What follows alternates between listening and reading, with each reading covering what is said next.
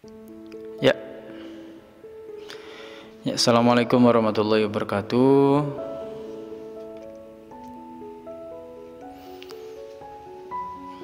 Bentar.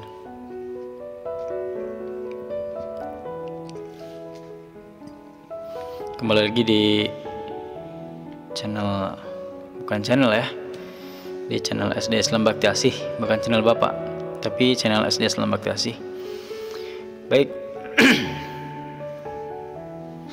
Hari ini kita akan belajar kembali tentang tematik. Fokus pembelajarannya adalah dua ya. Fokus pembelajarannya adalah IPS dengan bahasa Indonesia. Oke. Let's go. Kita akan mulai. Baik. Oke. Yang pertama adalah tematik IPS dan bahasa Indonesia. Nah, bahasa Indonesia dulu ya. Nah, pembahasan yang pertama Indonesia ini kompetisi dasarnya adalah, nah ini dia. Ini akan kita bahas. Yang pertama adalah mencoba memperkirakan.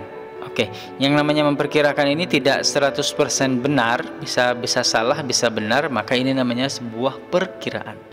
Memperkirakan informasi yang didapat dari teks non fiksi sebelum membaca. Artinya sebelum membaca berarti apa yang harus kita baca? Judulnya. Jadi kita akan menganalisis judul dari teks non fiksi. Untuk apa, Pak? Untuk memperkirakan informasi apa aja yang ada dalam teks tersebut. Maka kita harus paham dulu judulnya seperti apa, informasi yang didapat dari judulnya ini. Maka yang pertama adalah telaah judul. Telaah ini artinya menganalisis artinya memeriksa. Kemudian selanjutnya yang kedua adalah menggali informasi yang terdapat pada teks non-fiksi. Ini gampang ya. Jadi kita yang kedua adalah berusaha mencari informasi dari teks non-fiksi. Oke, let's go. Percepat saja. Oke.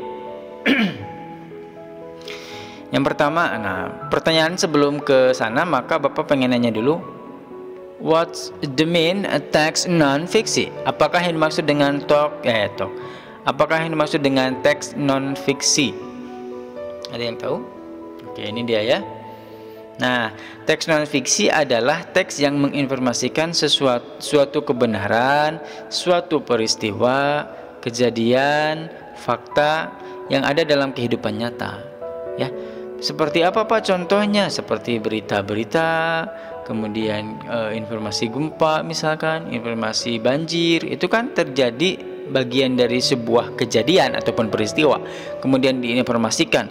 Maka informasi ini termasuk teksnya adalah non fiksi. Non artinya bukan, fiksi artinya hayalan. Sebentar. Ya.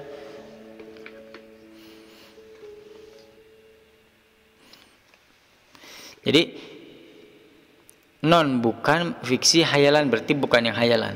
Maka lawan dari non fiksi adalah fiksi. Fiksi ini adalah teks yang memuat sebuah karangan yang ditulis oleh penulis. Karangan apa, Pak? Karangan yang memang bersifat, itu bisa nyata, itu bisa karangan dalam pikirannya sendiri, ngarang aja gitu ya. Pada suatu hari aku tercebur, padahal enggak gitu. Pada suatu hari aku tercebur ke dalam kolam, padahal enggak, kenyataannya enggak, cuman karangan yang ada dalam pikirannya aja. Maka itu fiksi. Contoh fiksi ini adalah novel, cerpen, apalagi ya, kalau drama juga bisa gitu. Nah, ini adalah teks non fiksi. Nah, maka kita akan berfokus pada teks non fiksi dulu. Yang tadi itu Bapak sudah sampaikan, teks yang memang sesuai dengan kenyataannya. Nah, bagaimana menentukan atau memperkirakan isi ataupun inti bacaan yang akan dibahas hanya dari judulnya, hanya dilihat dari judulnya. Maka yang pertama adalah next. Baca judul dengan baik-baik. Jangan sampai tertukar, jangan sampai tertukar baca. Maksudnya gimana Pak tertukar baca? Kan kita udah bisa baca. Kadang ada nama-nama yang memang hampir sama secara pelafalan. Nah, contoh emansipasi perempuan di Indonesia misalkan contoh. Nah, kemudian kata ke orang teh emansipasi perempuan di Indonesia. Emansipasi apa artinya? Nah, antara emansipasi dengan emansipasi kan hampir sama pelafalannya. Jangan sampai kita terkecoh. Makanya harus benar-benar ketika membaca jelas artikulasinya. Ya. Contoh faktor-faktor banjir misalkan. Nah, gitu. Faktor apa ya? Nah, maka yang kedua adalah ini. Memahami setiap kata dalam judul tersebut. Jadi setiap katanya dipahami. Paham ya? Setiap katanya dipahami. Faktor-faktor terjadinya banjir. Faktor apa ya? Nah, kalian bisa search di Google, boleh. Di Google terjemah, boleh. Di KBBI online juga ada. KBBI online itu biasanya tersedia di web KBBI. Jadi tinggal kalian buka aja, search aja HP-nya, nanti akan ada KBBI online. KBBI tahu nggak? Nah, KBBI adalah Kamus Besar Bahasa Indonesia. Jadi apa yang dimaksud dengan faktor? Faktor adalah penyebab. Ya, faktor itu penyebab. Jadi faktor ini adalah suatu objek yang menyebabkan sesuatu, itu disebut faktor. Ya, contoh, kenapa kalian mandi? Kenapa kalian mandi? Penyebabnya karena bau. Nah, bau itu disebut faktornya. Next. Nah, yang ketiga setelah dipahami kemudian disimpulkan intinya tentang apa. Kita akan belajar untuk kita percepat sajalah ya. Oke, manfaatnya ini adalah perhatikan judul teks non fiksi berikut. Nomor 1 adalah manfaat ikan untuk kesehatan. Manfaat ikan untuk kesehatan. Oke. Manfaat ikan untuk kesehatan. Ini gampang ya. Dari judulnya aja kita udah ngerti nih. Oh, berarti isinya akan menginformasikan tentang manfaat ikan, jenis-jenis ikan, ikan apa yang akan dikonsumsi bagi kesehatan kita gitu. Itu adalah kita bisa memperkirakan karena ini kita mudah gitu ya. Next selanjutnya. Nah, banjir dan faktor penyebabnya. Banjir dan faktor penyebabnya. Kalian sudah paham nggak ini? Oh, berarti tentang apa isinya? Nah, informasinya kira-kira tentang apa? Informasinya berarti tentang makna banjir itu sendiri, pengertian banjir itu sendiri, dan faktor penyebabnya. Ya, faktor penyebabnya. Selanjutnya yang nomor 3, ini bisa nggak? Nah, perdagangan dan pelayaran di Selat Malaka. Selat Malaka tuh kelihatan kan? Oke, di Selat Malaka ini apa ya? Perdagangan dan pelayaran. Apa hubungannya perdagangan dengan pelayaran? Berlayar gitu? Nah, ini sedikit harus berpikir gitu ya. Pelayaran, oh berarti kayaknya ini sejarah terjadi pada tahun lalu ataupun terjadi di masa lalu ya, di Selat Malaka. Oh, berarti ini adalah aktivitas perdagangan dan pelayaran di Selat Malaka. Selat Malaka ini adalah selat antara Pulau Sumatera dengan Pulau Malaysia, Upin-Ipin ya. Jadi kalian harus tetap stay on di TV 9 nonton Ipin-Ipin ya. Nah, Selat Malaka ini adalah selat antara laut antara Pulau Sumatera dengan pulau di Malaysia gitu. Dan ini banyak kapal-kapal besar untuk urusannya berlayar dan berdagang. Karena pada saat itu sejarahnya banyak orang-orang yang datang dari luar negeri untuk berdagang dan bertransaksi juga berlayar di Selat Malaka. Oke guys. Jadi itu dia informasinya seperti itu. Informasi tentang judul perdagangan dan pelayaran di Selat Malaka. Selanjutnya ini bisa nggak? Turunnya Soeharto. turun Soeharto. Apa maksudnya ya?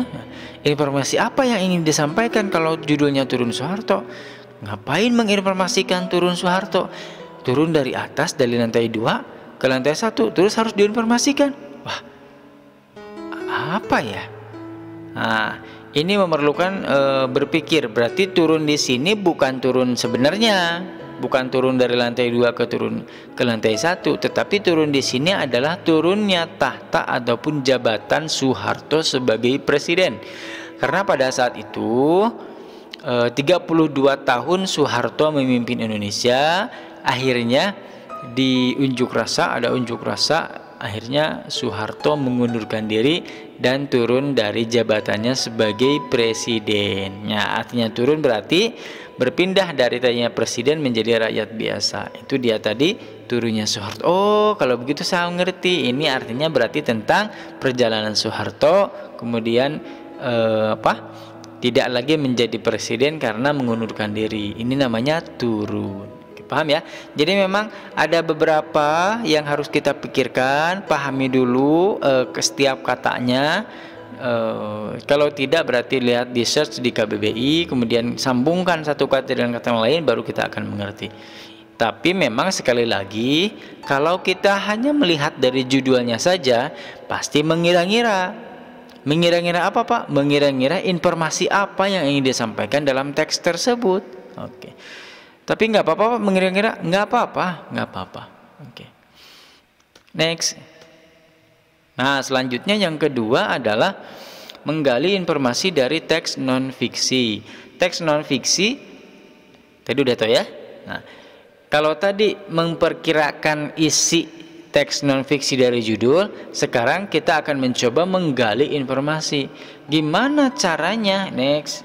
Nah, yang pertama adalah membaca setiap paragraf dengan seksama. Artinya dengan seksama ini, kalau memang belum paham maka harus dibaca lagi.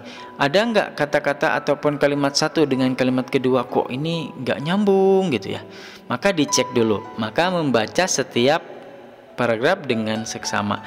Kalau memang belum mengerti, baca lagi. Kalau belum mengerti, baca lagi. Biasanya kalau diulang-ulang itu pada pelajaran matematika ya, soal numerik. Soal numerik itu soal cerita. Ini gimana? Bapak suka begitu. Kalau nggak ngerti dulu balikan deh, baca deh, balikan deh, baca deh, balikan deh, baca deh, beres ya, waktunya habis dengan membaca ya, habis ya. Ngerti ya. Nomor 2, memahami setiap paragraf dengan mencari ide pokoknya. Ingat, Bapak dulu udah sampaikan ide pokok nih, gimana cara carinya? Nah, ide pokok ini adalah nama lain dari inti dari sebuah paragraf. Nah, ide pokok bisa diambil dari gagasan pokok yang ada di awal paragraf, gitu ya, kalimat yang ada di awal paragraf. Jadi setelah kita membaca kemudian dipahami, oh ini intinya. Nah, kita menemukan intinya. Next, menyusun ide pokok menjadi sebuah ringkasan ataupun rangkuman. Nah, karena kita sudah mendapatkan informasi, silakan ditulis dalam sebuah ringkasan. Ingat, meringkas beda dengan menyalin. Ya, meringkas ini adalah menulis kembali poin-poin pokok ataupun poin-poin intinya saja yang ditulis, itu meringkas, bukan menyalin. Kemarin Bapak masih melihat itu hampir semua menyalin. Menyalin mah berarti menulis kembali seutuhnya. Kalau dalam buku 4 lembar maka ditulis lagi 4 lembar. Wah, itu mah menyalin. Kalau menyalin mah tidak boleh ada perubahan. Kalau sama ya berarti harus sama, itu namanya menyalin. Tapi ini meringkas. Bapak mintanya meringkas. Meringkas ini adalah kalian hanya mencatat poin-poin yang pentingnya saja. Paham ya? Nah, seperti itu. Next, perhatikan teks non-fiksi berikut ini. Kita akan coba untuk memahami informasi yang ada dalam teks non-fiksi. Oke, penemuan mobil. Oke, ini adalah paragraf pertama. Nah, kalian silakan dibaca dulu. Kalian cari ide pokoknya seperti apa. Bapak mau minum dulu. Nih, warna Bapak warna hitam.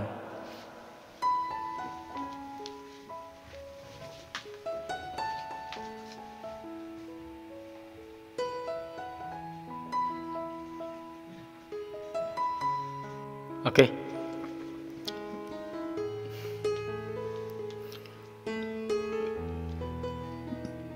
Baik, udah dibaca, dipahami? Oke, ide pokoknya apa kira-kira? Sudah dilihat? Berarti intinya ini tentang apa?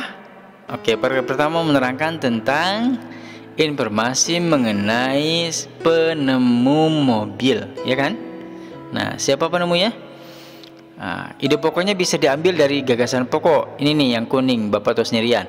Penemuan mobil itu dimulai dengan usaha seorang Austria, yaitu S. Marcus dalam kurung 1875 untuk mendapatkan hasil mesin yang mesin pada gas pertama. Baik, penemuan mobil itu dimulai dengan usaha seorang Austria, artinya seorang negara dari Austria. Austria adalah salah satu negara yang ada di Eropa. Ingat ya, namanya S. Marcus. S. Marcus ini adalah wafatnya 1875. Biasanya suka ada kalau kalian menemukan nama tokoh ya, kemudian S. Marcus, kemudian di sananya ada tahun 1875, itu biasanya adalah tahun wafatnya, tahun meninggalnya. Nah, di situ. Jadi berarti di paragraf pertama ini adalah intinya tentang penemu mobil pertama, yaitu S. Marcus pada tahun 1875. Ini wafatnya ya, wafatnya. Di situ. Sebentar. Nah, gitu.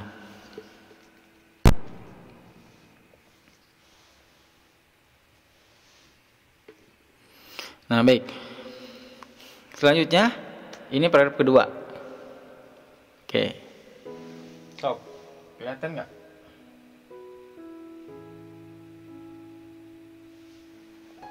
Geser dulu deh.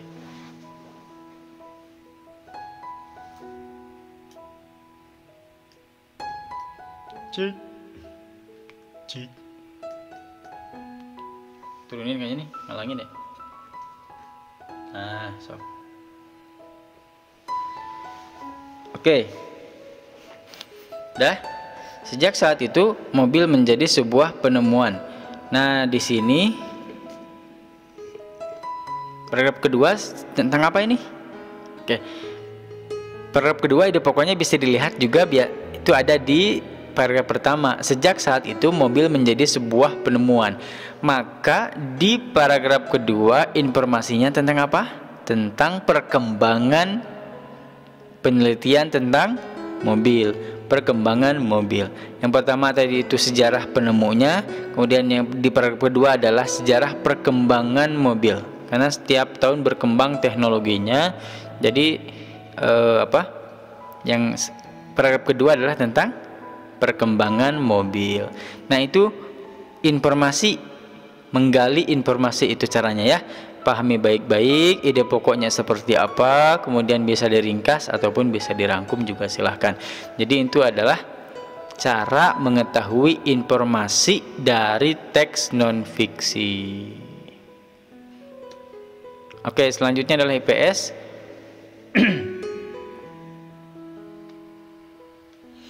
IPS kelak. Yang IPS adalah makna proklamasi bagi Indonesia. Nah, proklamasi ini negara Indonesia jatuh pada 17 Agustus 1945. Proklamasi diambil dari kata proklamation, itu diambil dari bahasa Yunani. Proklamation ini adalah artinya menyatakan, bisa jadi memperkenalkan, bisa jadi bukan memperkasai,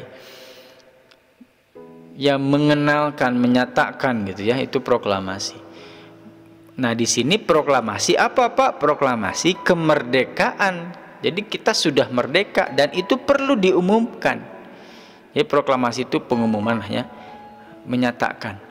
Jadi perlu diumumkan kepada siapa Pak? Kepada seluruh rakyat Indonesia, kepada negara-negara yang ada di dunia, biar diakui bahwa ini Indonesia sudah menjadi negara merdeka, bukan lagi negara yang dijajah. Next, nah makna proklamasi, makna ini adalah sebuah arti yang mendalam dari sesuatu. Makna proklamasi apa Pak? Yang pertama, proklamasi sebagai puncak perjuangan bangsa Indonesia. Kita tahu bahwa Belanda menjajah Indonesia 350 tahun, kemudian Jepang 3,5 tahun ya, itu udah dijajah berabad-abad begini. 350 luar biasa. Dijajah ini artinya diambil hak kita, ini rumah kita disiksa, diambil hak kita, rumah kita dijajah, sumber daya alam kita diambil, kitanya disiksa, kan itu namanya penjajahan. Maka penjajahan di atas dunia harus dihapuskan karena tidak sesuai dengan pri kemanusiaan dan pri keadilan, nah gitu ya, itu isinya. Maka puncak perjuangan bangsa Indonesia untuk melawan Belanda terjadi ini pas proklamasi, ya, puncak-puncaknya di situ. Next, nomor 2, proklamasi sebagai awal terbentuknya Negara Kesatuan Republik Indonesia. Sehari setelah proklamasi, maka tanggal 18 Agustus 1945 mulai dibentuklah Negara Kesatuan Republik Indonesia. Namanya NKRI, Negara Kesatuan. Kenapa? Karena ini berpulau-pulau, harus bersatu. Nah, disatu. Republik Indonesia disatukan dengan Bhinneka Tunggal Ika. Sifat yang ada mendasar dalam sebuah kesatuan adalah toleransi. Kita harus memiliki toleransi yang kuat agar kesatuan ini tetap berjalan dan kokoh untuk menjaga Negara Kesatuan Republik Indonesia. Yo, next, nomor 3, proklamasi sebagai titik tolak perubahan dari hukum kolonial menjadi hukum nasional. Nah, dulu ketika Belanda menguasai Indonesia, itu semua pemerintahan dipegang oleh Belanda sampai selama 3 abad itu, 350 tahun itu. Nah, selama Belanda menguasai, tentunya Belanda membuat aturan. Aturan apa Pak? Aturan sesuka hati. Suka hatilah, kalau kata Mail ya. Nah, karena sesuka hati ini yang yang memang tidak adil kepada rakyat Indonesia. Rakyat Indonesia dibeda-bedakan. Kalau miskin berarti disiksa, kalau bangsawan berarti menjadi bagian dari pemerintahannya gitu. Nah, ini dulu peraturan kolonial akan dihapuskan dan diganti seiring dengan hukum nasional, seiring dengan terbentuknya negara baru, yaitu Negara Kesatuan Republik Indonesia. Maka diatur pula hukumnya, yaitu hukum-hukum yang nasional. Untuk apa Pak diatur? Harus ada yang ngatur hukum ini untuk kesejahteraan dan kemakmuran rakyat Indonesia yang kini sudah terbebas ataupun merdeka dari penjajahan. Yuk, let's go selanjutnya. Proklamasi merupakan pintu gerbang menuju masa depan yang sejahtera dan makmur. Nah, dari sini kita akan mengetahui bahwa NKRI dikelola oleh pemerintah. Pemerintah berkewajiban untuk memakmurkan dan mensejahterakan rakyatnya. Paham ya? Ya, di sini. Ini Bapak hanya 4, sebenarnya banyak sekali mana-mana proklamasi. Tapi kalian harus menghafalnya. Silakan di screenshot ataupun ditulis ya. Oke. Nah, bagaimana cara memaknai kemerdekaan sebagai warga negara? Caranya adalah, yang pertama kita percepat saja, beribadah sesuai dengan agama yang dianut. Agama di kita sesuai dengan agama yang dianut, agama kita yang diakui oleh pemerintah ada 6 sejauh ini ya. Islam, Kristen Protestan, Kristen Katolik, Hindu, Buddha, dan Konghucu. Maka negara menjamin keamanannya, negara menjamin keselamatannya setiap warga negara ketika beribadah. Nah, itu kewajiban ya. Harus kewajiban, itu menjadi kewajiban dari pemerintah untuk menjaga warganya untuk beribadah. Selanjutnya, bagaimana Pak memaknai kemerdekaan? Yaitu belajar untuk kita dan bekerja untuk orang tua kita. Kita belajar, orang tua bekerja untuk menafkahi kita sebagai putra-putranya ya. Maka belajar dan bekerja dengan giat. Walaupun hari ini kondisinya seperti ini, COVID-19 ya, yang kita nggak tahu ini berakhir kapan. tapi bukan berarti menghalangi giat kita, ya, bukan berarti menghalangi belajar kita, ya. Tetap semangat, jangan main terus, main game terus, jangan, ya. Jangan main game terus. Kalau ada tugas langsung dilaksanakan. Nah, Pak, Bapak makan suka ngasihnya sampai jam 9 malam, nanti aja jam 9 malam. Nggak bisa begitu. Yang memang sudah bisa, yang memang bisa ngerjain pada saat itu silakan. Nah, kecuali yang memang orang tuanya kerja, ya, HP-nya nggak dipegang, itu mah urusannya beda, ya. Oke, selanjutnya next, menjaga toleransi antar umat beragama, suku dan bangsa di Indonesia. Menjaga toleransi, ya, ini dia kata kuncinya, ya. Karena kita adalah bagian dari kesatuan dan persatuan, maka harus alat yang digunakan untuk menjaga kesatuan dan persatuan itu adalah toleransi, ya. Toleransi itu apa? Saling menghargai, saling menghormati, baik antar suku, antar budaya, antar etnik, ataupun antar perbedaan yang lainnya. Harus saling menghormati, ya. Kita mungkin beda pendapat dengan teman kita, tapi bukan berarti musuhan, tapi bukan berarti dijauhan. Beda pendapat boleh, karena setiap otak manusia akan berbeda antara satu dengan lain. Yang satu ingin kemana, yang satu ingin kemana, itu namanya perbedaan, ya. Bukan berarti persatuan ini menjadi satu kesatuan yang sama, ya. Pasti akan ada yang beda, bersatu dalam sebuah perbedaan. Nah, itu dia. Jadi ya, kita berjalan dalam sebuah perbedaan tapi tetap menjaga keharmonisan, gitu, ya. Nah, menjaga persatuan dan kesatuan dengan tidak melakukan tindakan yang merugikan orang lain. Ini tentunya adalah hal yang salah kalau kita melakukan tindakan yang merugikan orang lain. Nah, gitu, ya. Siapapun, teman kita, orang tua, guru, kalau kita melakukan kesalahan yang dapat merugikan mereka, ya tetap salah. Ya, oke, next. Terima kasih. Ya. Baik, itu yang dapat Bapak sampaikan. Nah, kalau untuk 6B, tugasnya adalah meringkas materi ini. Meringkas video ini, materi yang Bapak sampaikan, silakan diringkas sebaik mungkin. Ingat, ya, diringkas bukan disalin. Oke. Diringkas artinya poin-poin yang intinya saja ketika kalian meringkas. Oke. Nah, kalau 6A silakan untuk menghubungi Pak Riki. Tugasnya seperti apa? Apakah Pak Riki punya soalan-soalan yang memang berhubungan dengan materi ini, atau meringkas sama dengan kelas 6B? Nah, silakan ditanyakan ke Pak Riki, ya. Oke. Nanti untuk kelas 6B meringkas, tugasnya dikumpulkan di classroom, ya. Jangan lupa, jangan sampai terlambat. Absensi mulai pukul 7.30, ya. Ngisinya mulai 7.30. Kalau terlalu awal tetap akan dialpakan nanti statusnya loh. Nah, ataupun jam setelah jam 12, nah sama itu akan dialpakan juga. Jadi berhati-hati. Coba kita belajar disiplin, ya. Belajar disiplin sesuai dengan waktunya. Jam 7.30 sampai jam 12 itu isi absen. Jangan lupa diklik linknya. Kemudian ini ringkasannya, ya, ditulis ringkasannya dari video ini. Oke. Baik, itu yang dapat Bapak sampaikan. Terima kasih. Terima kasih. Assalamualaikum warahmatullahi wabarakatuh.